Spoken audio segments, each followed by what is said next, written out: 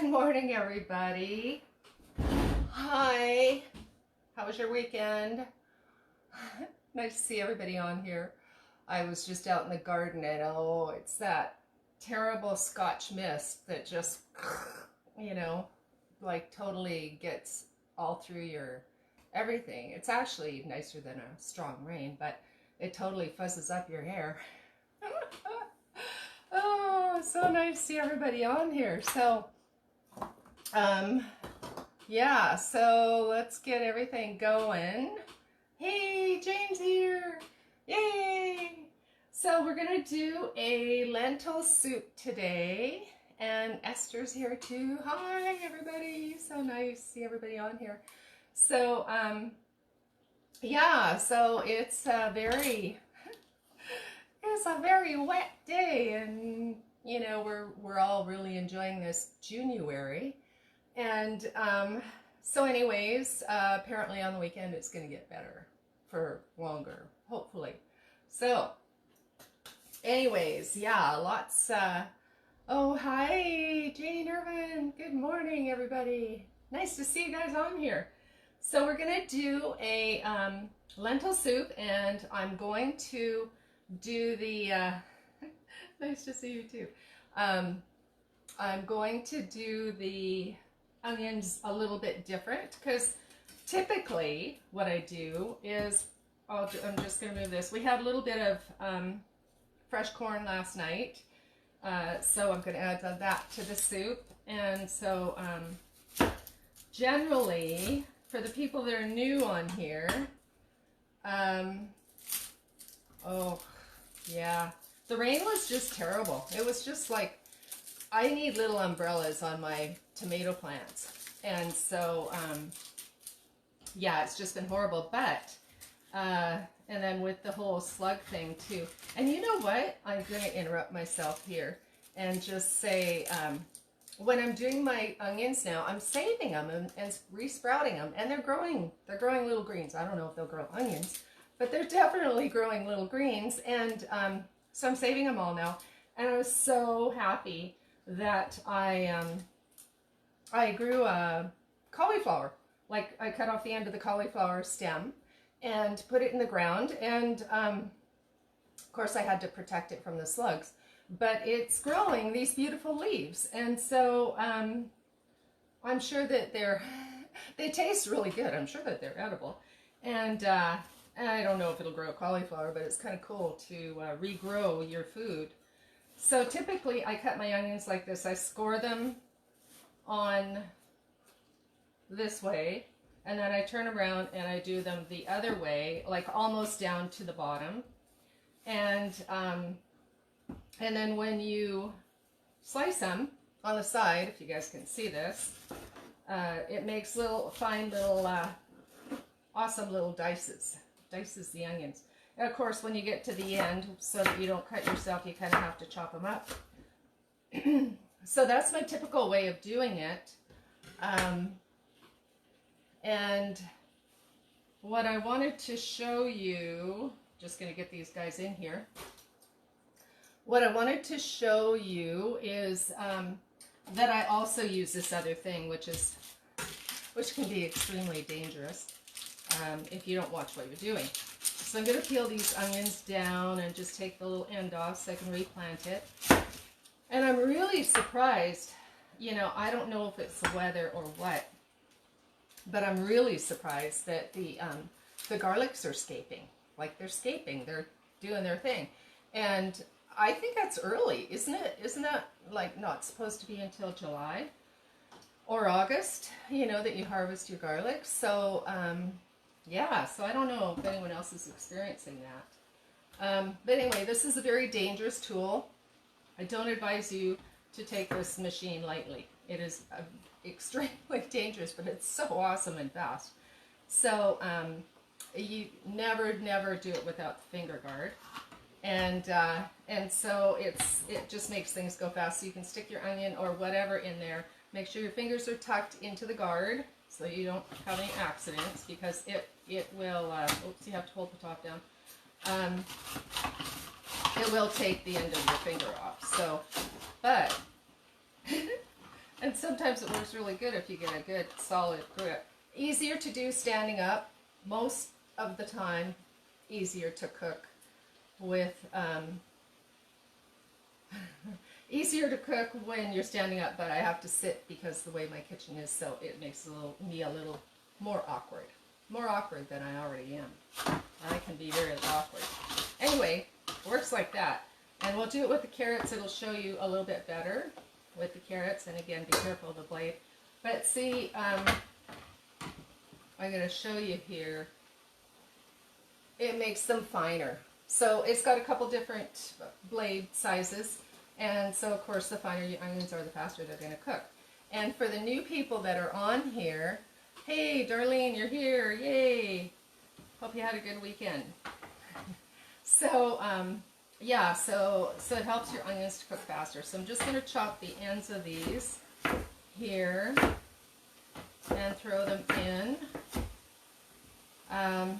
So if you're doing a lot, like I don't use that often, but if you're doing a lot of stuff, it can make it go really fast.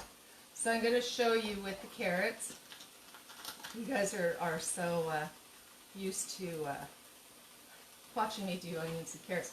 And so I always, also for the new people, I always start my, whatever it is, usually, often, in just a pan with water.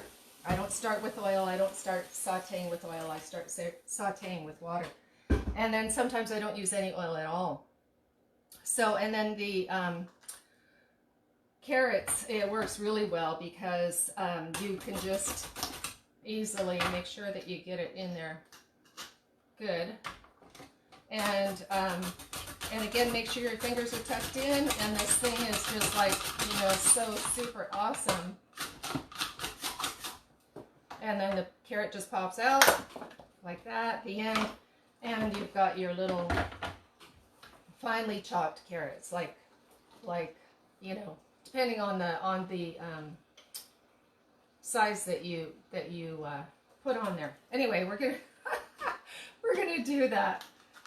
And I don't know if it's a damp weather or not, but I tell you, I just seem to be, all this dampness is so congesting for me. But, so here we go. So see how fast that goes with the carrots. Super easy. Pop that one out.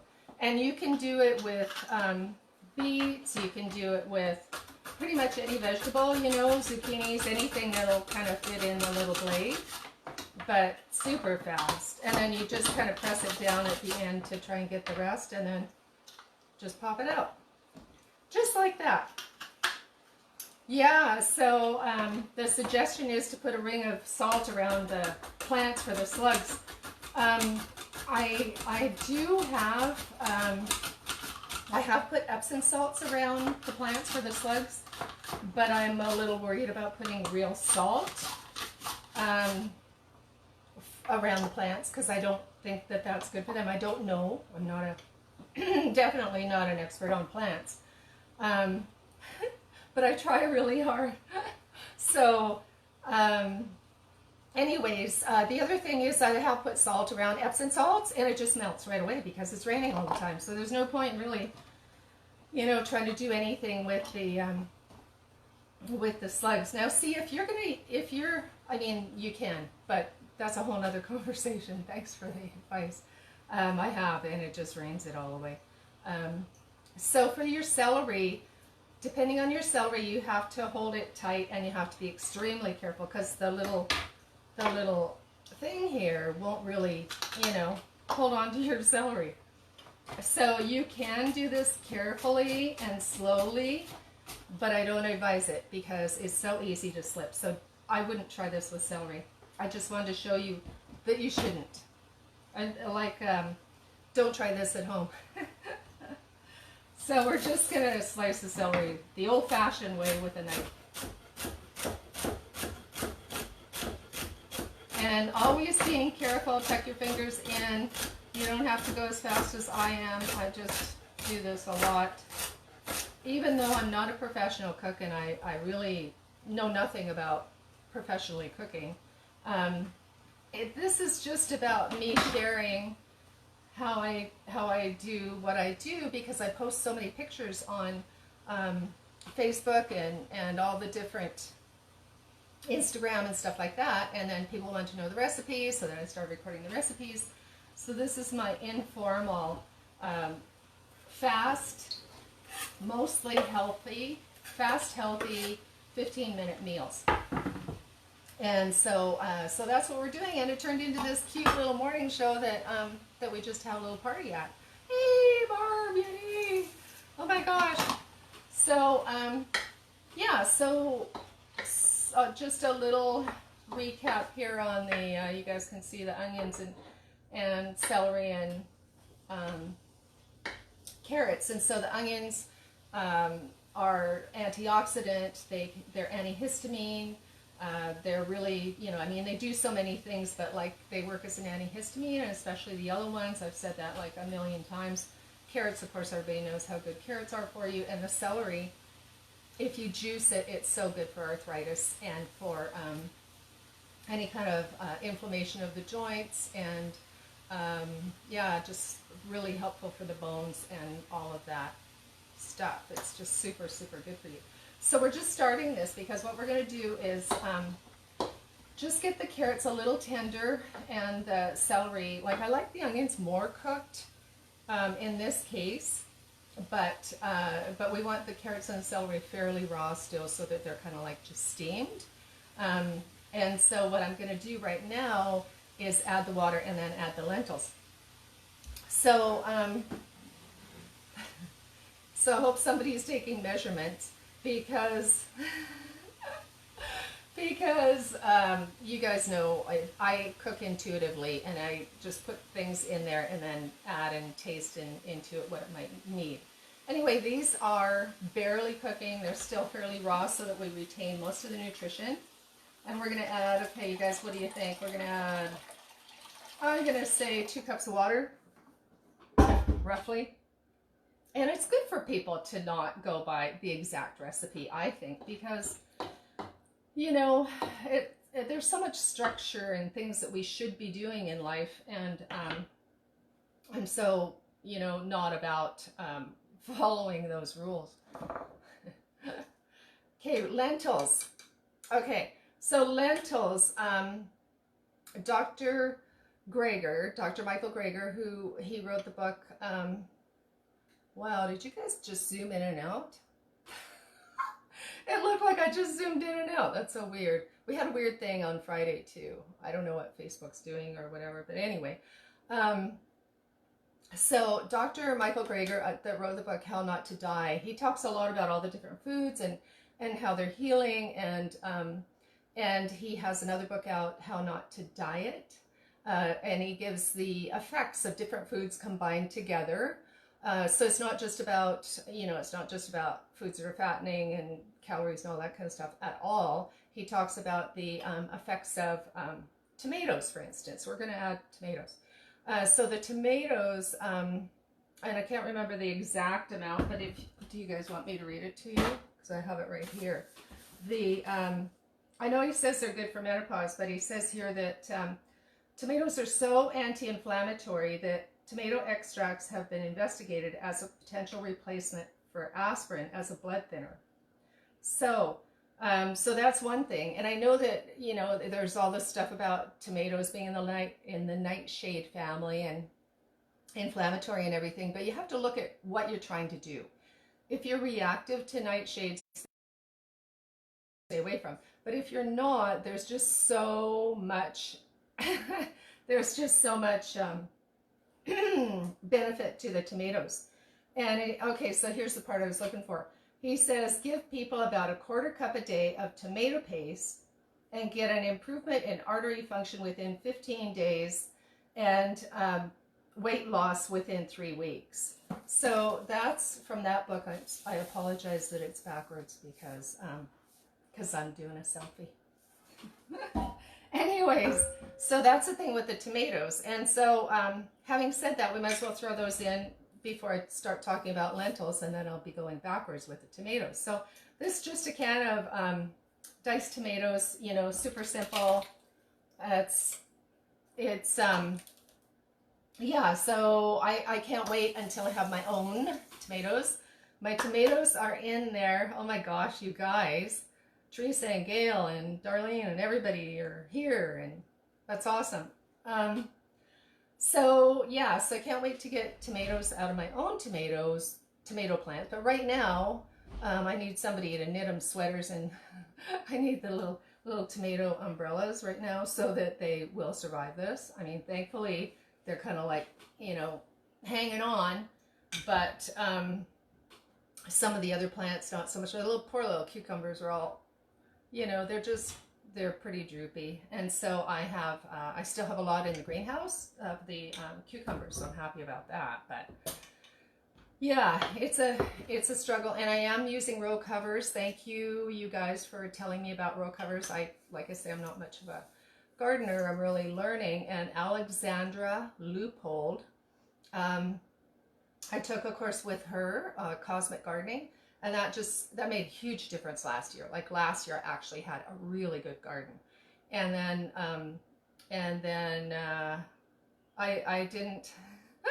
I'm gonna have to do another video on this, but I didn't finish her little course. She's got a course, and it's online. Well, she came and did something live here because we used to do things live here every Tuesday. We had a meetup group. We did all kinds of cool stuff, and we will again later.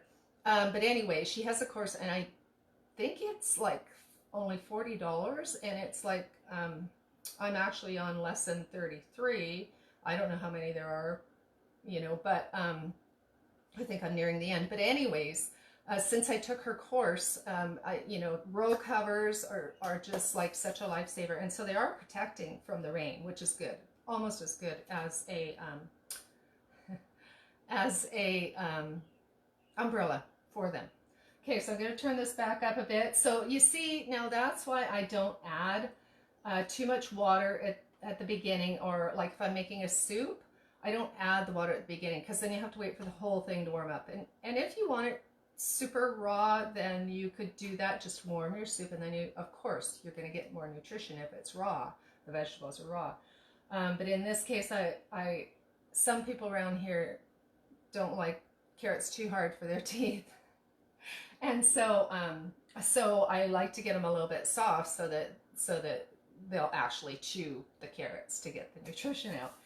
So anyways, as soon as you add the liquid, it slows down. And also for the sake of us just having like a 15-minute meal and being on here and me yapping away, I want things to happen pretty quick.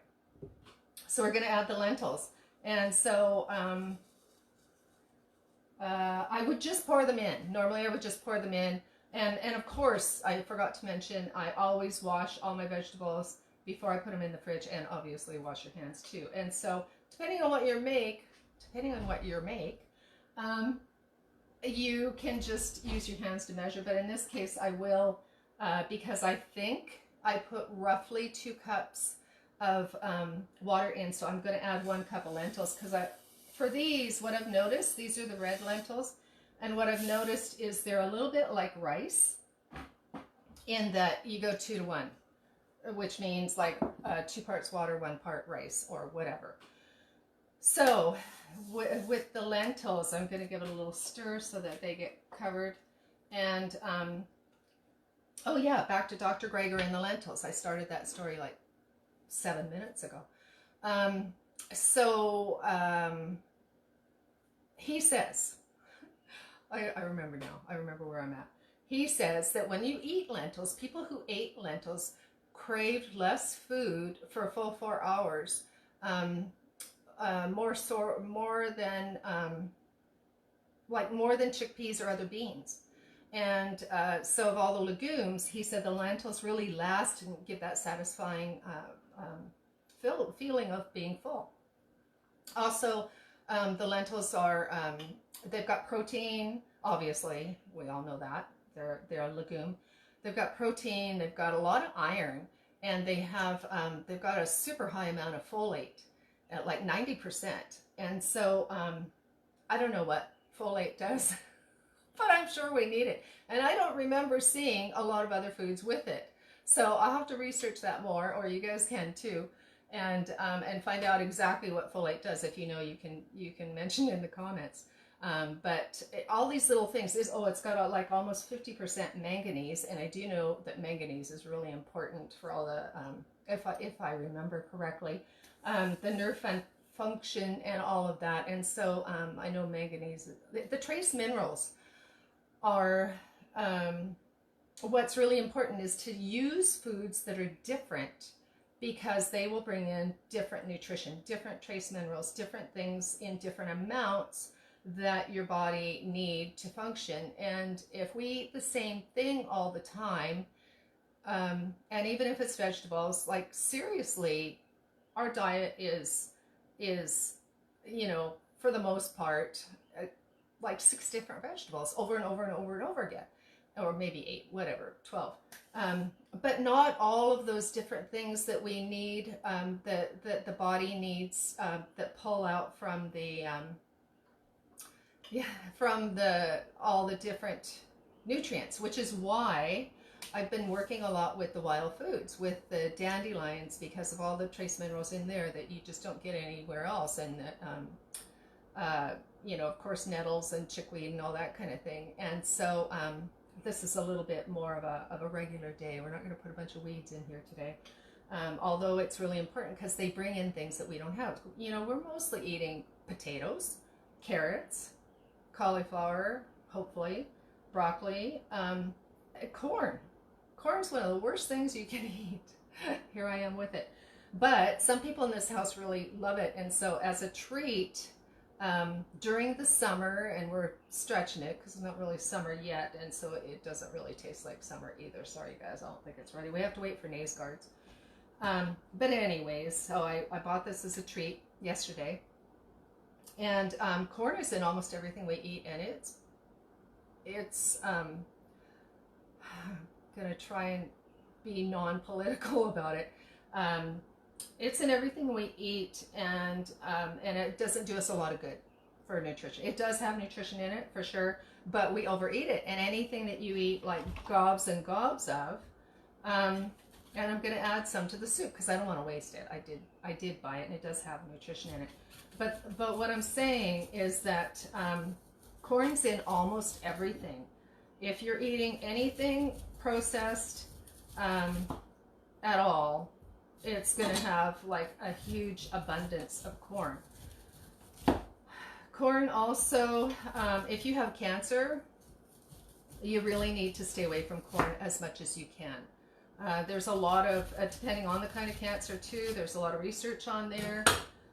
If you have problems with fungusy issues, corn's not really a good thing, you know. So this is a treat, and I think should be treated as a treat. But you know, I eat tortilla chips too, and probably way too many that I should. And popcorn. I mean, how do you stay away from corn? I don't know how you stay away from it, but I try not to get extra very often. So during the summer, we'll have it like, I don't know, once a month or something, which means 3 or 4 for the summertime. And whoops! Oh, I just splashed that corn all over my. I'll be right back. I just splashed corn. I have to see if it's stuck to my face.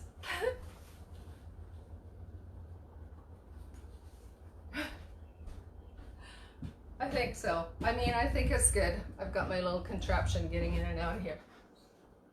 Any corn on my eyes? Okay, it's splashy. Anyway, oh my God, you guys.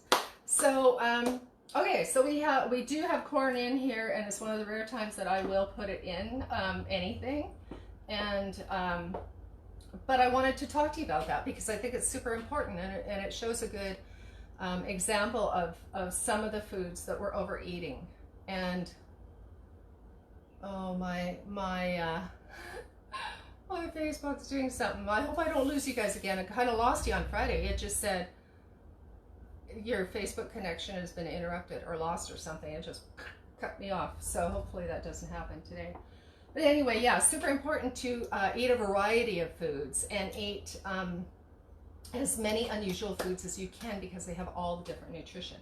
So back to the lentils. So lentils, we put the red lentils in, and they are one of the ones that cook up the fastest. There are yellow ones too, and they cook super fast. I don't really know much about how lentils are made, but they fall apart super easy, and so they're absolutely fabulous if you're making a quick meal and you want the extra protein and the extra iron and folate, now that we've learned that. And they thicken things, so they get really thick really fast, and so they're good as a thickener. You can also get the brown lentils, and they hold their shape better.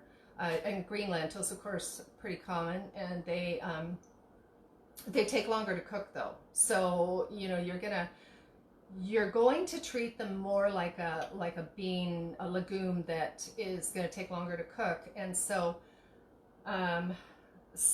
they could be pre-soaked, right? Because we talked before a few weeks ago about the lectins in the beans, and that's why it's so important to soak your beans. Soak and rinse, and then 4 hours or 6 hours later, rinse again and soak again, and then before you go to bed, soak again, and then soak and rinse again in the morning before you cook them, because it removes the lectins, and the lectins are what a lot of people have problems with the gas and the bloating. And lectins are a whole you'll have to watch that video because I did a big explanation on them. So I'm going to turn this down. I don't really want it to boil, so I'll give it a little stir. What else about lentils? There's a black lentil that has way more nutrition than the rest, according to Dr. Greger, and it's really hard to find. I did manage to find some recently, and I have not worked with them, but the black lentils are more nutritious, have more nutrition. And apparently there's a lentil from France, and I don't know how to pronounce it. It's P-U-Y, Puy. It's a Puy lentil. I don't know. Pie. I don't know. P-U-Y. Anyways, and it's peppery. So if you guys can find that, that would be really fun to explore. If we can find those kinds of lentils, and I should have looked up on the internet how to pronounce it, but they're peppery lentil. And from France. So, the other thing, the little black lentils, sometimes they're called beluga lentils because they're tinier, and they look like caviar, I guess. I don't know. Never had beluga caviar. Oh, actually, I just put a connection there. That can't possibly be from a whale, can it? That would just be horrible. Anyway, okay. Okay, so we're going to add the spices. I've just turned this off because I really don't want it to cook anymore. So we're going to have coriander. We're going to spice this lentil soup up with a coriander. And coriander, the other thing that I wanted to say that you guys already, if you've been watching, you already heard this, that when you're using a whole spice, that would break open for the aroma and the flavors in an oil better. If you're using a powdered spice, it works better in a liquid. So, and coriander is very mild, but it just adds so much flavor. It's kind of like a carrier or a catalyst, because it has its flavors, but it accents everybody else's flavors. So we're going to try and keep it out of the steam, and I got it on the right thing here. Should never put your spices in over steam, so I'm trying to do it on the edge here. So I'm going to add, I should have just stuck my spoon in there, a tablespoon of coriander, powdered coriander. Coriander, of course, comes from cilantro, and it does not taste like cilantro. Once it's dried, even the cilantro plant does not taste like cilantro. You will not even taste it at all if it's dried. Like I have it in a tea, and you would never know it was cilantro. And what cilantro does is it pulls the heavy metals out of the body and the chemicals. And so, like, for instance, my husband works with cars, and there's like a lot of chemicals around here. So it's, or not around here, out there. But it's really, really important for me to give him cilantro tea because it pulls them out of the body and kind of does a cleansing of the metals. So cilantro is super important, especially if you have a lot of amalgams in your teeth. If you have a lot of cavities that were filled with amalgams, any kind of metals in the body, the cilantro will release the metals out. It doesn't remove anything, like if you've got a pain in your ankles or anything like that, just the metals that are in the tissue, and also chemicals. So, okay, back to the rest. Okay, cumin. I love it because it reminds me of Mexican food, and I love Mexican food. But some people around here are a little sensitive to it, so I'm not going to add a lot. But if you were me, I would add more cumin than that. That was just like a 1/4 teaspoon. But we have to do what we have to do. Okay, this one's paprika. It's smoked paprika. So again, I don't want this to really taste too smoky, so this would be like a 1/4 teaspoon using a tablespoon. Love my measurements. And so I have heard of a sweet paprika powder, and I've never bought it, so I'm on the search for that, and I'm going to get some. Okay, so we're going to use a granulated garlic, and of course we want lots of garlic, so we're going to add a heaping tablespoon of garlic, and then of course this is the Celtic sea salt. I use Himalayan and Celtic. I like the Celtic because it's got more of an earthy flavor. It's got more of an earthy, minerally salt. So it tastes less salty, and you can use a lot more because it actually also helps everything in the body to move. It's almost like a natural sodium that, like when you cry and your tears are salty, it's very similar to that. I have no idea if it has the same properties, but it's very minerally tasty. It just feels really good. If you're sensitive to how you feel when you taste it, it just feels super healthy for you, and tastes amazing too. So yeah, so and of course we're going to add a little bit of turmeric because it's really good for you, and you guys already know all this stuff. Clean spoon. The turmeric has curcumin in it, so it's really good for any kind of inflammation. Everybody knows turmeric's good for you. But if you add too much, and I like to add a lot, but it doesn't have a bitter flavor, but it has a almost bitter flavor. You know what I mean? So you don't want to take away from the rest of the food by adding too much turmeric. However, if you take the turmeric and you make a golden milk, which is really popular for inflammation, and it's just an amazing, fantastic, healthy drink, and you put the turmeric in with the golden milk, which is usually an almond milk, and then you don't taste the turmeric. Why? I don't know. Anyway, whenever you're using turmeric, you always use black pepper with it because it activates it. And besides, black pepper is going to be wonderful in here anyways. And so, yeah, and I'm going to add some seaweeds because whenever I make anything, I always try to make it super healthier, and work with your immune system. So we're going to add some seaweed. Seaweed has amazing trace minerals. And this particular one is a little tiny, I'm not sure what it is, what kind it is.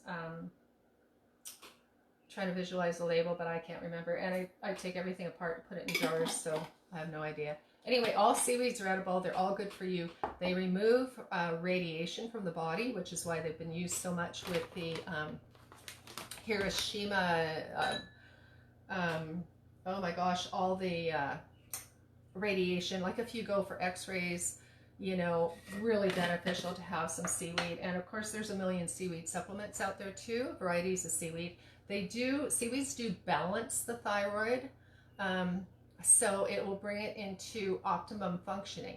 Now, keep in mind that most people's thyroids that I have met are out a bit, you know, so if you're on thyroid medication, you would not want to take it as a supplement.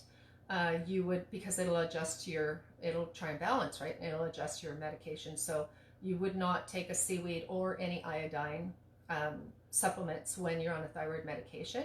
But if you're throwing a little bit of seaweed into your meals and your soup, you're going to get some extra trace minerals, and it's a food, so it's perfectly safe, adds extra trace minerals and a natural reduction of the radiation, because you should be eating seaweed every day, because we're exposed to radiation all day, every day. Every cell phone, every computer, everything is just, there's so much radiation around us, and I'm not going to go into further discussion about the whole 5G thing, but eat your seaweed. So that was actually seaweed that was brought to me by my brother-in-law from way out by the Broken Group. So it has beautiful energy, very clean. If you're going to gather seaweed, make sure it's from a very clean, not polluted place, for sure. This one is kombu, and it's very crunchy and hard and leathery, and so I cut it up with my cooking scissors, which have been disinfected, and yeah, it has a really nice flavor. So in this particular, adding the seaweed, of course, shooting everywhere, of course it's gonna, oh God, am I even getting it in the bowl? It's gonna be, add some salt to it too, right? So as you saw, I didn't add much Celtic sea salt. I'm adding a little bit of seaweed, and so I'm not going to, I'm not really gonna need like a veggie broth, or, you know, some people would use a chicken broth or whatever. I'm not really going to need that for that salty content, because I've already added a little bit of Celtic, I've added some seaweed, and what I'm going to add for flavor is this chickpea miso. And so this is, you know, pretty much ready to go. Right now it's kind of stewy, so I will add some water, and then you would add your miso at the end, because the miso normally miso is a fermented soybean that, and I'm not a fan of soy, but the miso soybeans, because they're fermented, it adds all of the probiotics and all of the intestinal bacteria, gut bacteria, to create a super healthy, your gut biomes, to make them super healthy bacteria. And hopefully you guys know about all of that and how important that is. I mean, your intestinal health is a huge part, like the whole engine of the body. So super important to feed that. So I'm going to add this miso at the end, so it's not overcooked. Thank you, Monique. Okay, another clean spoon here for the chickpea miso, and we're going to add, and you can tell it smells fermented. It's really quite lovely, and rare. Usually I use the regular soy miso. So it's about, I've got a teaspoon here, a heaping teaspoon. Okay, I'm just gonna do my thing here, cover this, and get that in there, and give that a stir. So this is the, you know, I really, it kind of actually bothers me a bit because of the corn in there. I'm like, oh, there's corn in there. But if you look at my recipes, I have probably, I don't know, 140 or so recipes on YouTube. They're all fast 15-minute, mostly all fast 15-minute healthy meals. And I do not believe you will see corn in any of those. You know, hopefully I don't get it back from the professional nutritionists. But anyway, it looks beautiful, doesn't it? You guys see that? I'll show it to you closer after. Okay, speaking of gut biomes, we're going to go into gut biomes. Oh my God, what time is it? I had more planned, but we'll do that tomorrow. Oh yes, another product here, Farmhouse Culture. It's called Gut Shot, and this is ginger beet, and it's a fermented veggie drink. So you can get this at any health food store, probably. I bought it at Healthy Habits here in Port Alberni, and you just take a shot, like a little shot glass of it, and it, you know, I like it better than taking a Acidophilus bifidus capsule. You know, the capsules for for intestinal bacteria. Where'd that word go? It just flew right out of my head. I don't know where that word went. Anyways, super important. So if you've ever been on antibiotics, they will generally tell you, especially nowadays, which is awesome. They didn't 20 years ago. They didn't even know about it. But now they tell you to take some probiotics. That's the word I was looking for. and take your probiotics. And if you've been on a lot of antibiotics, then you need to take stronger probiotics with so many billions of oh God, another word. My words are going. I only last for so long. And then I need to recharge. Oh, I know. Here, I'll have another sip of my beautiful chakra tea. My chakra tea has all kinds of really super healthy ingredients. Good for everything in the body, and it also changes color. I don't know if you guys can see how green, it's green. So it starts out with kind of a yellowy, and then it goes into a green and an orange and a purple and a deep blue and then a darker purple, like the colors of the chakras. And so each plant that does that in my tea has health benefits too. So, oh yes, Jane, I did investigate. Anyway, I better have a sip so I recharge my brain cells. It's super healthy for you, and it tastes amazing. You can ask anybody that's had it. They purchase it many times over. So the Vita Biosa, they can't get it here. I asked the health food store, and apparently that company has certain minimums that I don't know if the smaller health food stores can't meet those minimums. But the Vita Biosa, I wanted to try it, and I phoned our local health food store, and they said it's just the order thing is just too cumbersome. So I don't know what that is, but I did want to try it, so I bought this instead. But if anybody runs into the Vita Biosa, I'd like to try it because I love all these things. And it's actually, it works out as long as you don't need the heavy duty probiotics, like if you've come off a big dose of antibiotics, as long as you don't need the, a bazillion probiotic numbers in there, and you just need regular probiotics, this is cheaper. And so it lasts a long time. I think this was like $11, and at a shot at a time, I'm sure it's going to last us both, easily 2 months. And the other one does too, the kimchi shots, whatever the name is. I've shown you the bottle before, and I'm not going to run to the fridge so I can show you again because we are over time. Okay, guys, that was awesome fun. And yeah, that'd be great if you can get the source for that. Thank you. That was really fun. Oh my God, we just get longer and longer every day. I try and keep this to half an hour so that people can actually carve that part of their day out and be able to spend the time. But apparently I get reruns. And so, yeah, so anyway, we'll finish the rest of this tomorrow. See you guys at 11. And oh my God, I just rattle on and on and on. Anyway, I'm glad that you enjoy it. I'm glad you joined me. Check out, anyone that's new, check out my YouTube channel. And that is, it's so fun. Thanks, you guys. I enjoy it as much as you do, and I hope you learned something, because we're all always constantly learning. Okay, have a great day. See you later. Tomorrow morning at 11.